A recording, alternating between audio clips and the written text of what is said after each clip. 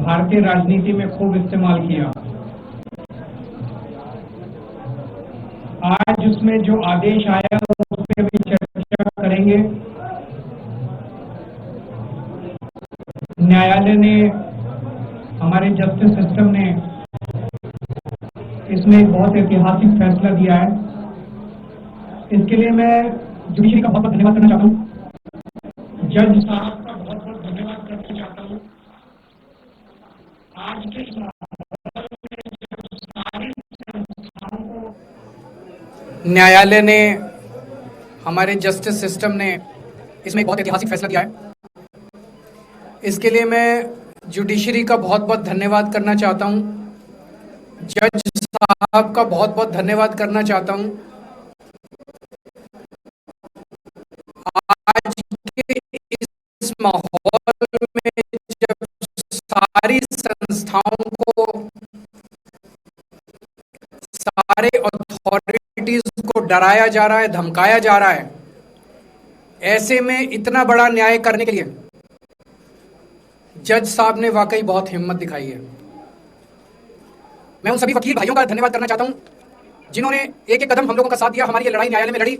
मैं खासकर नाम लेना चाहता हूं अभिषेक मनु सिंघवी साहब का धन्यवाद करता हूं, हरिहरन साहब का धन्यवाद करता हूं, रेबेका मैडम का धन्यवाद करता हूं, विक्रम चौधरी जी का, दयान कृष्ण जी का, रमेश गुप्ता जी का, शादान का, मोहित माथुर जी का, विवेक जैन, रजत, मोहम्मद इरशाद, करण, मुदित जैन और भी कई नाम है, अगर मेरे से कुछ रह गए हो। बहुत सारे वकीलों ने हमारा साथ दिया और उन सारे देश भर के लोगों का जिन्होंने पिछले 4 साल से जिस तरह से हमारे ऊपर अत्याचार किया जा रहा था, इतने कठिन समय में हम लोगों का साथ दिया, उनका धन्यवाद करना चाहता हूं।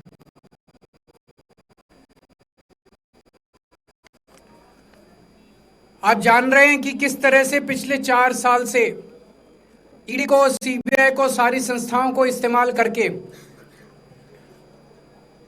हमारे ऊपर एक शराब घोटाला नाम का एक आरोप लगाया गया।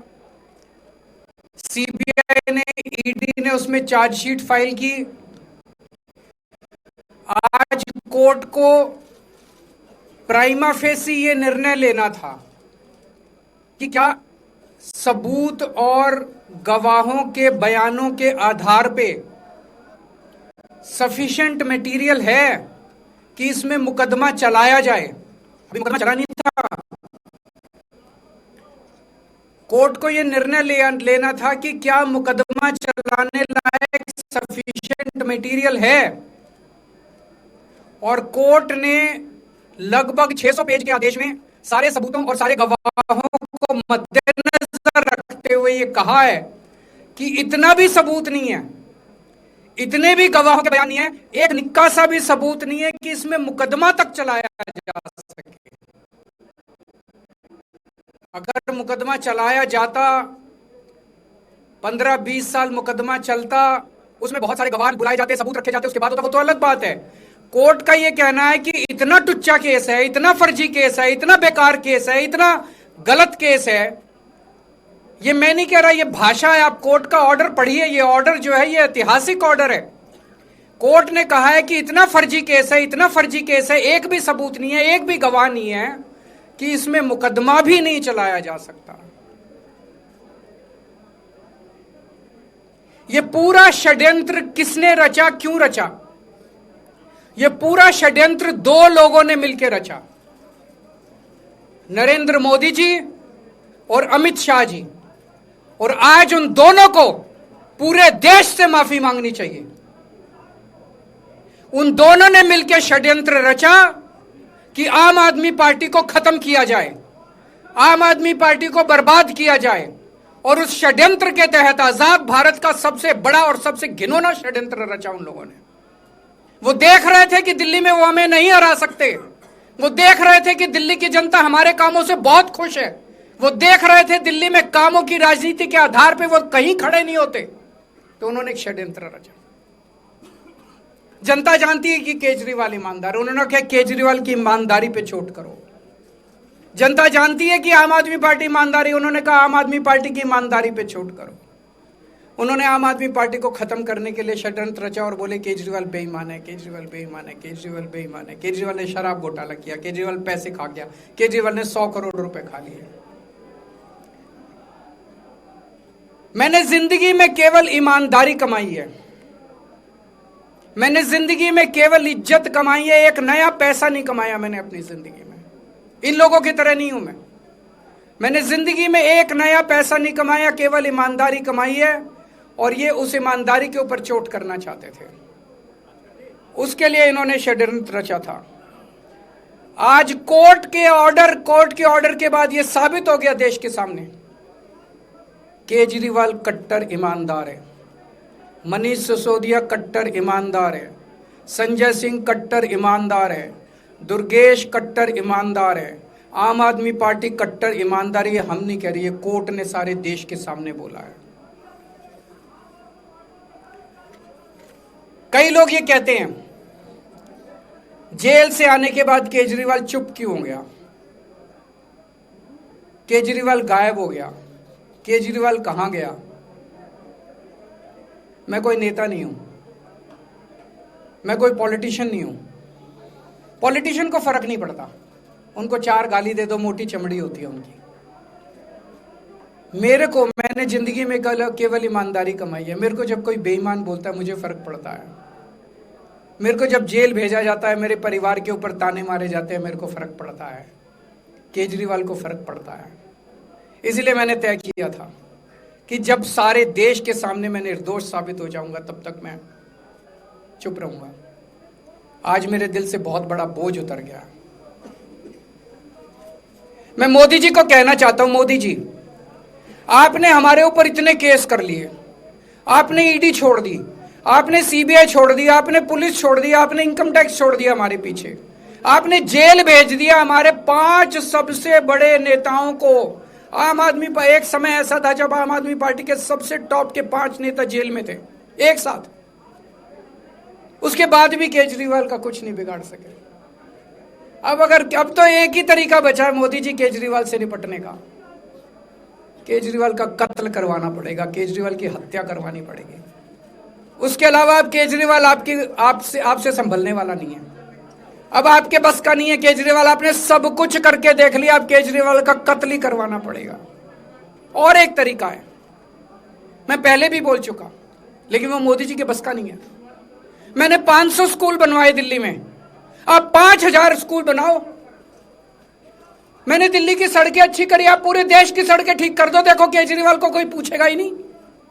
केजरीवाल ने 200 मोहल्ला क्लिनिक बनाए, आप 20,000 मोहल्ला क्लिनिक बनाओ। आप तो देश के प्रधानमंत्री हो, अरे अच्छे काम करो ना। वो नहीं होता मोदी जी से, वो मोदी जी से नहीं होता। मैं उनको कहना चाहता हूं, प्रधानमंत्री जी, केवल सत्ता की जो प्रधानमंत्री मोदी जी की और अमित शाह जी की सत्ता की हवस है, ये उसका नतीजा है जो ये षड्यंत्र रचा गया। और इस षड्यंत्र का मैं बहुत छोटा हूं, हमारे परिवार ने बहुत भुगत भोगी है। मैं जेल गया, मेरी मां बीमार रहती है बहुत ज्यादा, उसको अस्पताल में एडमिट कराना पड़ा, बहुत रोई मेरी मां, बहुत रोई। इनकी पत्नी मनीष सिसोदिया जी की पत्नी, उनको मल्टीपल स्क्लेरोसिस डिजीज है, सब लोग जानते हैं। जब सुप्रीम कोर्ट में केस चल रहा था, संजीव खन्ना जी ने कहा कि बहुत गंदी बीमारी है, उनके नीचे का पूरा पोर्शन काम नहीं करता और धीरे धीरे बीमारी बढ़ती जा रही है। हमारे परिवार ने बहुत भुगता है, लेकिन वो इंपॉर्टेंट नहीं है, हम इंपॉर्टेंट नहीं है, हमारा परिवार भी इंपॉर्टेंट नहीं है।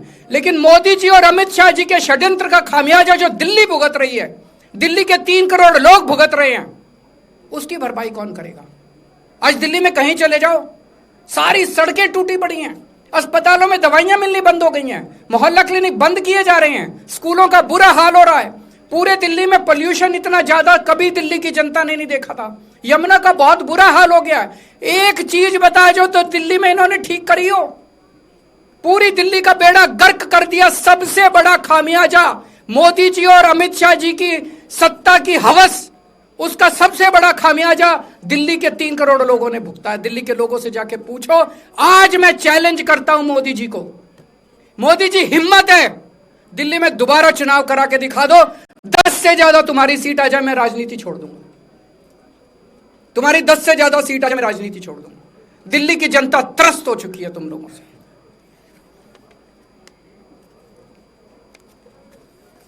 मैं मोदी जी को कहना चाहता हूं, अगर आपने सत्ता हासिल करनी है, कुछ पॉजिटिव काम करके सत्ता हासिल करो। आज देश के सामने इतनी बड़ी बड़ी समस्याएं हैं।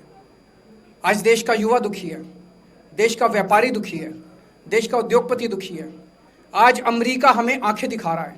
मोदी जी की हिम्मत नहीं है जो ट्रंप के खिलाफ एक शब्द बोल दें। ट्रंप के खिलाफ रोज ट्रंप गालियां देता है मोदी जी को, रोज ट्रंप गालियां देता है भारत को, रोज ट्रंप गालियां देता है हमारे देश को। मोदी जी के हमारा प्रधानमंत्री भीगी बिल्ली बना हुआ है। अरे देश संभालिए ना, आपको हमने देश चलाने को दिया था और आप केजरीवाल में उलझ गए, आप आम आदमी पार्टी में उलझ गए। पॉजिटिव काम करके सत्ता हासिल कीजिए, ये नेगेटिव काम करना बंद कीजिए। अगर आपके कोई एक दो प्रश्न है तो। क्या आपको उम्मीद है कि अब ईडी के मामले को भी? ईडी मामला खत्म हो गया। सीबीआई के मामले के बेस पे ईडी था, वो अब फॉर्मेलिटी बची है। हम अगले हफ्ते एप्लीकेशन डालेंगे, ईडी का मामला खत्म हो जाएगा। कांग्रेस कह रही है कि ये बीजेपी ने जो है कांग्रेस को नुकसान पहुंचाने के लिए आपको जो है राहत दिलवा दी है। मैं आपसे पूछना चाहता हूं, केजरीवाल जेल गया, रॉबर्ट वाड्रा जेल गया, संजय सिंह जेल गया, क्या राहुल गांधी जेल गया? मनीष सिसोदिया जेल गया, सोनिया गांधी जी जेल गई? किस मुंह से बात करते हैं? शर्म नहीं आती कांग्रेसियों को? ले जाए, ले जाए, वो तो ले जाए, उनका हक है। सुप्रीम कोर्ट भी जाएंगे, हाई कोर्ट भी जाएंगे। जैसे निचली कोर्ट में न्याय हुआ, ऐसे ऊपरी कोर्ट में भी न्याय हुआ। जब कोई सबूत है ही नहीं, जब कोई गवाह है ही नहीं, तो ऊपर के कोर्ट में भी कहां से लाएंगे सबूत, कहां से लाएंगे गवाह? आज कोई छोटा मोटा उन्होंने डिस्चार्ज कर दिया है हमें, उन्होंने कहा कोई आरोप ही नहीं बनता। इसके अलावा जो इन्वेस्टिगेटिंग ऑफिसर सीबीआई के ऊपर उन्होंने, कोर्ट ने टिप्पणी की है कि सीबीआई अपने दोषी अधिकारियों के खिलाफ डिसिप्लिनरी एक्शन, कभी ऐसा ऑर्डर देखा है? इसका मतलब कितना फर्जी मुकदमा था कि सीबीआई के अफसरों के खिलाफ डिसिप्लिनरी एक्शन लिया जाएगा।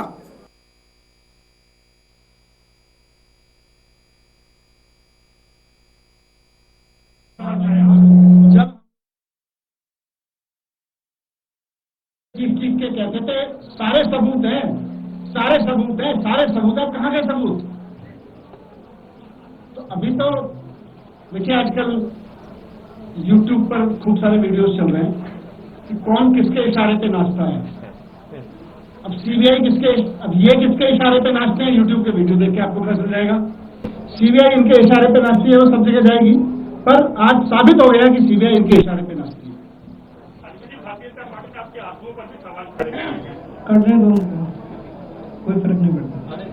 आज जब आप घर आए थे तो मैडम स्मिता जी के साथ जो है वो लम्हा जो कैमरे पे कैप्चर हुआ, देखिए मेरे परिवार ने बहुत भोगा है इसमें, और मैं समझता हूं कि जब इस पूरी यात्रा की शुरुआत हुई थी, जब इसमें कूदे थे, तो हमें पता था कि जब आप सिस्टम बदलने चलते हैं, व्यवस्था बदलने चलते हैं, तो बहुत कठिनाइयां आती हैं। पूरा सिस्टम आपके ऊपर पूरी ताकत के साथ आपके ऊपर वार करता है। वो किया उन्होंने, और आज जनता के सामने सारा सिस्टम नंगा हो चुका है। ये सब लोग नंगे हो चुके हैं जनता के सामने। ये तो होना ही था। सत्य को एक न एक दिन देर हो सकती है, अंधेर नहीं है। पंजाब और गुजरात में चुनाव है, आज की वर्ड के बाद ये केवल एक आध चुनाव की बात नहीं है, ये पूरे सिस्टम को ललकारने की बात है। जिस तरह से सिस्टम का दुरुपयोग इन लोगों ने किया, और जिस तरह से सिस्टम का दुरुपयोग करके इन लोगों ने, पता है, ये सिटिंग चीफ मिनिस्टर को अगर ये जेल में डाल देंगे तो फिर क्या बचा? और इतने फर्जी केस में फिर तो कुछ भी नहीं बचा।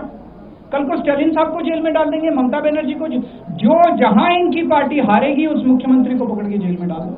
जनतंत्र ही नहीं बचा। आज बाबा साहब अंबेडकर के संविधान के सामने एक तानाशाह को झुकना पड़ा है। ये बहुत बड़ी बात है। बहुत बहुत शुक्रिया।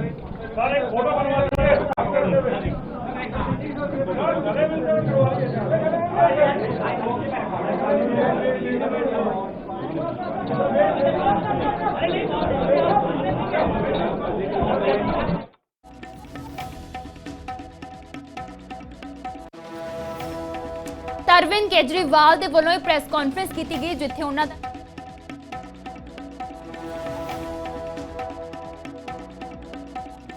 ਇਤਿਹਾਸਿਕ ਦੱਸਿਆ ਗਿਆ। ਇਸ ਦੇ ਨਾਲ ਹੀ ਕੇਸ ਦੇ ਵਿੱਚੋਂ ਬਰੀ ਹੋਣ ਤੋਂ ਬਾਅਦ ਕੇਜਰੀਵਾਲ ਦੇ ਵੱਲੋਂ ਬਿਆਨ ਦਿੱਤਾ ਗਿਆ। ਪ੍ਰੈਸ ਕਾਨਫਰੰਸ ਉਹਨਾਂ ਦੇ ਵੱਲੋਂ ਕੀਤੀ ਗਈ, ਜਿਸ ਦੇ ਵਿੱਚ ਕੇਜਰੀਵਾਲ ਦੇ ਵੱਲੋਂ ਪੀਐਮ ਮੋਦੀ ਨੂੰ ਵੱਡਾ ਚੈਲੰਜ